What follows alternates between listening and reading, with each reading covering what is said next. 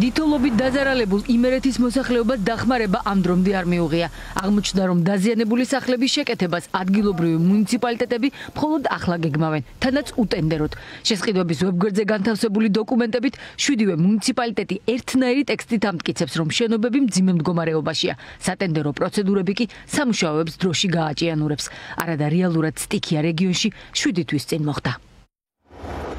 უმრავლეს შემთხვევაში დაზიანება იმდენად სერიოზულია, შეუძლებელია საცხოვრებელ სახლებში ნორმალურ პირობებში ცხოვრება. ყოველი ნალექის დროს საცხოვრებელ ფართში ჩაედინება წყალი, რის შედეგადაც საფრთხე ექმნება მცხოვრებთა ჯანმრთელობას და მნიშვნელოვნად ზიანდება მათი ქონება. ასევე დაზიანება იზრდება ყოველი ნალექის მოსვლისას, რაც კიდევ უფრო ამძიმებს არსებულ მდგომარეობას. ელექტრონული ტენდერის პროცედურების ჩატარებას, ტენდერის დასრულებას ესაჭიროება არანაკლებ 21 კალენდარული დღე. სამუშაოების დასაწყებას საჭიროა არანაკლებ 35-40 დღე. აღნიშნული ვადით შესყიდვის დაყოვნება უარყოფით გავლენას მოახდენს როგორც სახელმწიფო სახსრების რაციონალურ ხარჯვაზე, ასევე მუნიციპალიტეტის მოსახლეობის ჯანმრთელობასა და მათი ქონების მდგომარეობაზე.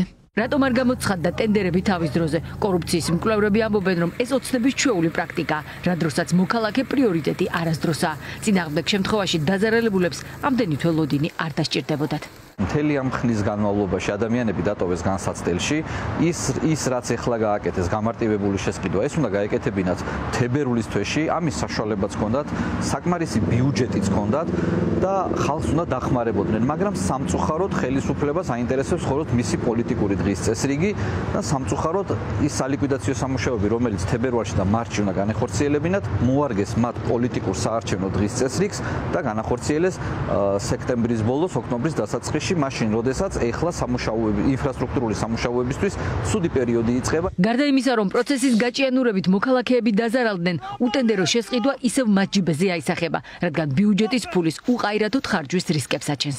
რადგან იყო დრო და იმის შესაძლებლობა, რომ მოსწრებულიყო თავისუფლად 2-3 თვეში ტენდერის ჩატარება, კონტრაქტების გაფორმება და ასე შემდეგ, მაგრამ საქმე იყვანეს ბოლო მომენტამდე და ეხლა ვიღაცას გამარტივებული შესყიდვით უფორმება. ესეთი პრაქტიკა ყოველთვის უნდა გახდეს გამოძიების საკითხი, რომ რა იდგა ამის უკან.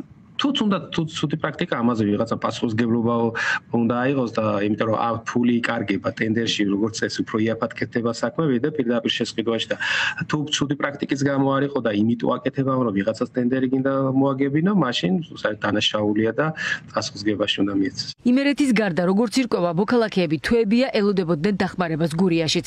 დახმარებების გაცემა კი ქართულმა ოცნებამ პოლიტიკურ დღის წესრიგს მოარგო და თვითმმართველობის არჩევნებს დაუკავშირა. მოსახლეობის უდიდესი რაოდენობა, როცა უმკაცრესი ზამთარი მოდის, კიდევ ელოდება დახმარებას.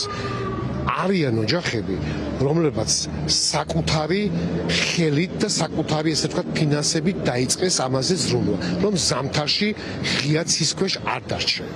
ქართულმა ოცნებამ ეგრეთ წოდებული არჩევნებისთვის გამოიყენა ეს თანხა და კიდევ ერთხელ ვიმეორებ, ერთი თვის უკან დაიწყეს ამაზე ფაფხური. როდესაც 6 თვე არის გასული, ვერანაირი ასთან ვერ აქვს, რატომ უნდა მოხდეს გამარტივებული წესით აი საბიუჯეტო თანხების სტიქიის შედეგად დაზიანებული ობიექტების აღდგენა. ერთ-ერთი ახლა შეიძლება იყოს, რომ აქ შეიძლება გამოჩნდეს კორუფციული ნიშნები. იმერეთის რეგიონში რამდენიმე ასეული კერძო სახლი და მრავალბინიანი შენობაა დაზიანებული. დახმარებას კი 2000-მდე ოჯახი ელოდება.